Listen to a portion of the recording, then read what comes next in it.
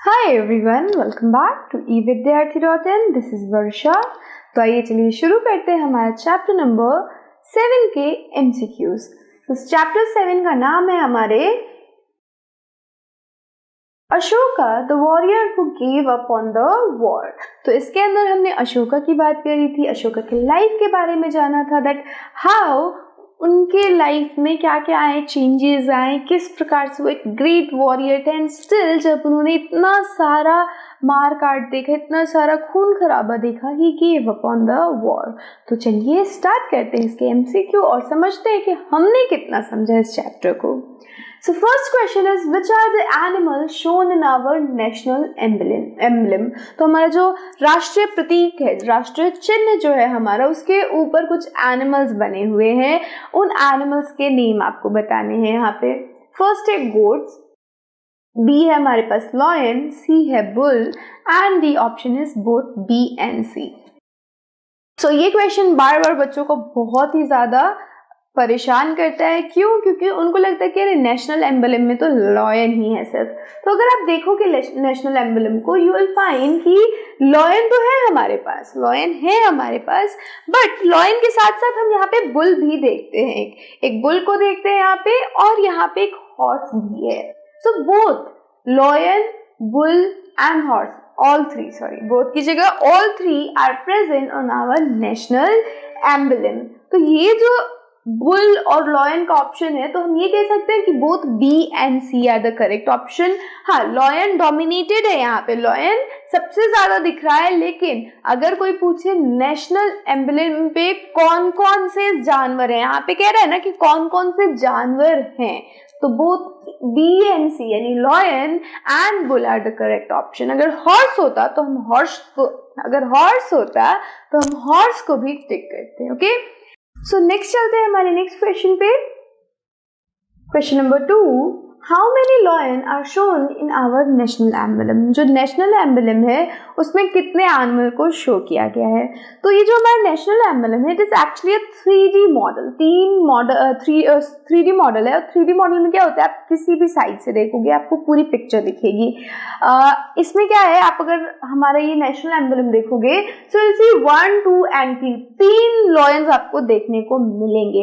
लेकिन इस लॉयन के पीछे भी एक लॉयन है। तो काफी ऐसा लगता है, किसी भी साइड से आप देखो, यहाँ से देखो, पीछे से देखो, तीनों साइड से लगेगा कि there are only 3 lion, but actual में द नंबर इज 4। तो आंसर हो जाएगा हमारा 4। तो नेक्स्ट चलते हैं। What was the name of grandfather of Ashoka? Ashoka के ग्रैंडफादर का नाम क्या है? सबसे पहले देखते हैं। कृष्णा ए है, बी है महावीर, सी है Siddhartha and D is Chandragupta Maurya. Siddharth was the name of Gautam Buddha, हमने अपने 6th चैप्टर में पढ़ा था। महावीर तो जैन के गुरु थे, और कृष्ण तो भगवान का नाम है। बट चंद्रगुप्त मौर्य एक ऐसे राजा थे जिन्होंने पूरे मौर्य एम्पायर की रचना करी, स्थापना करी, और अशोका इन्हीं के पोते थे। यानी अशोका के जो दादा हुए, ग्रैंडफादर हुए, वो कौन होगा? चंद्रगुप्त मौर्य। यानी कि हमारा option D is the right answer. आगे चलते हैं। अगला क्वेश्चन कह रहा है, in which book were Chanakya's idea written? किस किताब में चाणक्य की आइडियाज को लिखा गया है? ए है Ramayan, B Mahabharata, C Arthashastra and D none of these. तो अगर आपको याद होगा तो चाणक्य को हमने कौटिल्य के नाम से बुलाया था, और ये जो चाणक्य है हमारे, he is a very wise person, बहुत ही वाइज पर्सन थे। क्यों? क्योंकि जो चंद्रगुप्त मौर्य थे उनको इन्होंने सपोर्ट किया था, ताकि ये नंदा डायनेस्टी कौन सी है हमारी? नंदा डायनेस्टी चंद्रगुप्त के पहले वाली डायनेस्टी थी, और उस पूरे पाटलिपुत्र में उनका राज चलता था। लेकिन कौटिल्य की हेल्प से हमारे जो चंद्रगुप्त थे, उन्होंने नंदा को हराया, इतने बड़े राजा को हराया, और खुद राजा बने। उनके आइडियाज किसी ऐसे बुक में होने चाहिए जो कि माइथोलॉजी से रिलेटेड ना हो। ठीक है, माइथोलॉजी से रिलेटेड ना हो, आपको ऐसी बातें बताए जो कि किसी कंट्री या किसी पूरे राज्य को हेल्प करे लीड करने में, ऐसी होनी चाहिए द बुक्स।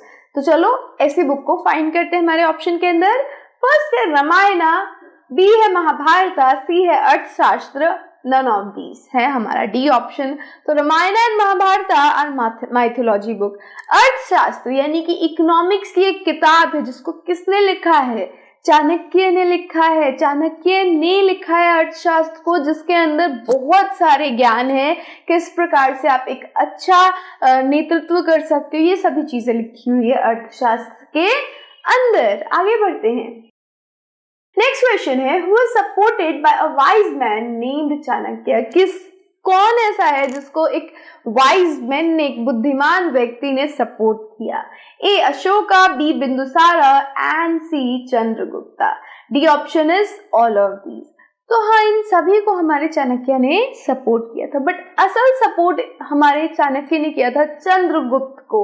चंद्रगुप्त मौर्य को सपोर्ट किया था कि वो अपना खुद का डायनेस्टी बनाए और उन्होंने हेल्प करी थी चंद्रगुप्त को पिछले राजा को हराने के लिए। So C option will be the more appropriate option. सही ज्यादा हमें चंद्रगुप्त को इन्होंने हेल्प किया।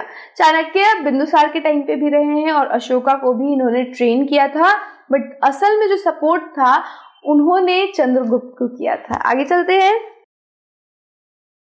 सो नेक्स्ट क्वेश्चन है हमारे पास, हु वाज बिंदुसारा's son। अच्छा, बिंदुसार के बेटे कौन थे? फर्स्ट है चंद्रगुप्त, बी है सिद्धार्थ, सी है अशोका, या फिर डी रामकृष्ण परमहंस। तो रामकृष्ण परमहंस अभी कुछ सालों पहले, आजादी के कुछ सालों पहले थे, हमारे आर्य समाज के बहुत बड़े ये एक तरीके से कह सकते हैं नेतृत्व कर रहे थे, नेता थे। अशोका जो हैं वो इनके बेटे थे, और सिद्धार्थ वो तो खुद ही गौतम बुद्ध थे। इनके बर्थ से बहुत सालों पहले इनका डेथ हो चुका था सिद्धार्था का, लेकिन चंद्रगुप्त इनके खुद के पिता थे। तो यहाँ पे क्वेश्चन कह रहा है बिंदुसार का बेटा कौन है? तो Ashoka will be the correct option. Next चलते हैं। From which area was Takshashila and Ujjain ruled. किस एरिया से तक्षशिला और उज्जैन पे रूल चल रहा था, वहां पे किस प्रकार से रूल हो रहा था?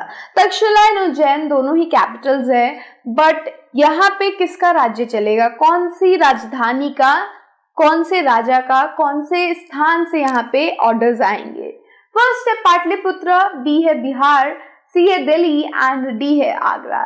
तो पाटलिपुत्र जो है वो राजधानी थी हमारे मौर्याज की, और बिहार जो है वो प्रेजेंट डे नाम है स्टेट का, एक पूरा स्टेट है बिहार। वही दिल्ली एक स्टेट है और आगरा एक छोटी सी सिटी है।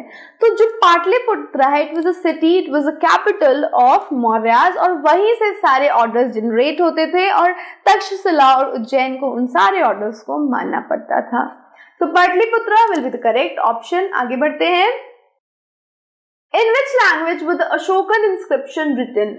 जो अशोका के अभिलेख थे वो किस लैंग्वेज में लिखे जा रहे थे, किस भाषा में लिखे जा रहे थे? ए देवनागरी, बी संस्कृत, सी तमिल, या डी ब्राह्मी स्क्रिप्ट। तो यहाँ पे हमसे पूछा जा रहा है कि अशोका के जो इंस्क्रिप्शंस है, अभिलेख है, वो किस लैंग्वेज में लिखे जा रहे हैं। तो हमें क्या लिखनी है, लैंग्वेज नहीं लिखनी है, हमें उसकी लिपि लिखनी है, हमें उसका स्क्रिप्ट लिखना है कि कौन सा वो स्क्रिप्ट था। ठीक है, तो देवनागरी ये भी बहुत मॉडर्न टर्म है, बहुत मॉडर्न हमारा लिपि है, स्क्रिप्ट है। संस्कृत काफी पहले होता था, काफी पहले चलता था, इस पीरियड में भी संस्कृत था, but elite people were using Sanskrit. Tamil south India का लैंग्वेज है, सो अशोका ने उसमें भी नहीं लिखवाया अपने स्क्रिप्ट्स को, अपने जितने भी इंस्क्रिप्शन थे। बट ब्राह्मी जो है that was the language, that was the script जिसमें उन्होंने क्या किया, अपने सभी इंस्क्रिप्शंस को लिखवाए, क्योंकि ये उस वक्त का लैंग्वेज था, उस वक्त का स्क्रिप्ट था। और कौन सी भाषा में थी ये पूरी इनकी इंस्क्रिप्शंस? प्राकृतिक लैंग्वेज में ज्यादातर थी। ठीक है, तो अगर कोई स्क्रिप्ट पूछे तो कौन सा स्क्रिप्ट होगा? ब्राह्मी स्क्रिप्ट। और लैंग्वेज पूछे तो प्राकृतिक लैंग्वेज। ओके, नेक्स्ट आगे चलते हैं। What is the meaning of word dhamma? Dhamma का मतलब क्या है? सो ए है एनवायरमेंट, बी है धर्म, सी है बोथ ए एंड बी, और डी है नन ऑफ दीज। तो धम्मा क्या था? धम्मा अशोका ने दिया था, और इसके अंदर सभी धर्मों का निचोड़ था। इसमें क्या कहा था हमारे धर्म में, हमारे इस धम्मा में अशोका ने, दैट किसी भी इंसान के साथ आप बुरी तरीके से बर्ताव ना करो, सभी रिलीजन को रिस्पेक्ट दो, सभी प्राणियों को रिस्पेक्ट दो, जीव हत्या मत करो, और क्या कहा था, सर्वेंट्स और जितने भी आपके गुलाम हैं उनको डिग्निटी के साथ रखो। तो ये सारी चीजें बताई जा रही थी। सो एक तरीके का उन्होंने धर्म देने की कोशिश करी थी, ठीक है, कि ये जो आपका रिलीजन है इसको, मतलब ये जो चीजें हैं उसको रिलीजियसली फॉलो करो। जिस तरीके से आप अपने रिलीजन के सारे नियमों को पालन करते हो, आप इनको भी, इन सूक्तों को भी सूक्त कहेंगे क्योंकि it was very good thing, उन्होंने अच्छी बातें बताई थी। तो ये एक तरीके से उन्होंने धर्म के रूप में दिया था। तो उनका जो वर्ड था धम्मा, उसका लिटरल मीनिंग धर्म ही है। तो B option is the correct option. आगे बढ़ते हैं। How many towers supported the massive wall of Pataliputra? Pataliputra के मैसिव वॉल को, जो उसके आसपास वॉल्स बनी है, उसको कितने पिलर्स सपोर्ट कर रहे हैं? फर्स्ट है 670, सी है 870, ए है 670, बी है 870, सी है 570 एंड डी है 470। तो हमें पता है कि 570 वाज द एग्जैक्ट नंबर जो कि पाटलिपुत्र की दीवार को सपोर्ट कर रही थी। आगे बढ़ते हैं। How many people were killed in the war of Kalinga? Kalinga के वॉर में कितने लोगों की मौत हुई? So more than 20,000, more than 40,000, more than 60,000 या more than 1 lakh? So it was well written. जब हम पढ़ते हैं हमारे कलिंगा वॉर को, तो यहाँ पे लिखा हुआ था कि करीब 1 लाख से भी ज्यादा लोगों की जान चली गई, जिससे ऐसा प्रतीत हो रहा था कि खून की नदियां बह रही। और इसको देख के हमारे अशोका हिल गए। उन्होंने देखा कि अरे इतना ज्यादा मैंने तबाही मचा दिया, डिस्ट्रक्शन कर दिया। एंड उसके बाद उन्होंने अपने स्वॉर्ड को त्याग दिया। उन्होंने वहीं पे अपना जो लड़ाई का सामान था छोड़ दिया और कहा आज के बाद से मैं लड़ूंगा नहीं। तो मोर than 1 lakh was the number जिसमें लोग मरे थे। आगे देखिए next.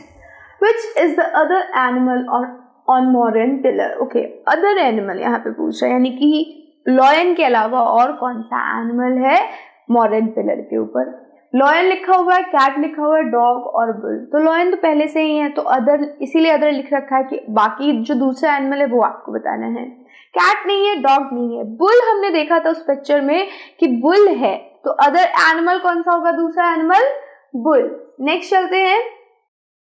How can A be written in Bengali? Bengali में ए कैसे लिखा जाता है? तो जितने भी मेरे बंगाली फ्रेंड्स जुड़े हुए हैं, आप प्लीज कमेंट करके बताओ अ कैसे लिखा जाता है। वैसे हमारी बुक के नीचे भी थोड़ा सा एक स्ट्रिप बनी हुई है जहाँ पे हमारे चैप्टर एंड हो रहा है, वहाँ पे अलग अलग लैंग्वेज में, अलग अलग स्क्रिप्ट्स के अंदर अ लिखना सिखाया गया है। तो कुछ ये जो सी ऑप्शन वाला अ है उस तरीके से लिखा गया है अ को हमारे बंगाली भाषा में। सो बंगाली पीपल डू कमेंट ये सही है या नहीं सही है। और इसके बाद हमारे सारे क्वेश्चंस खत्म हो रहे हैं। सो व्यू रिजल्ट करते हैं। सो या 13 आउट ऑफ 13 हमारे करेक्ट हो गए हैं। एंड विद दिस हमारा ये जो चैप्टर है उसके एमसीक्यू भी यहीं पे फिनिश होते हैं। सो अब क्या करेंगे, नेक्स्ट वीडियो में नए टॉपिक के साथ मिलेंगे, ठीक है? So till then stay safe and keep learning with us. Bye.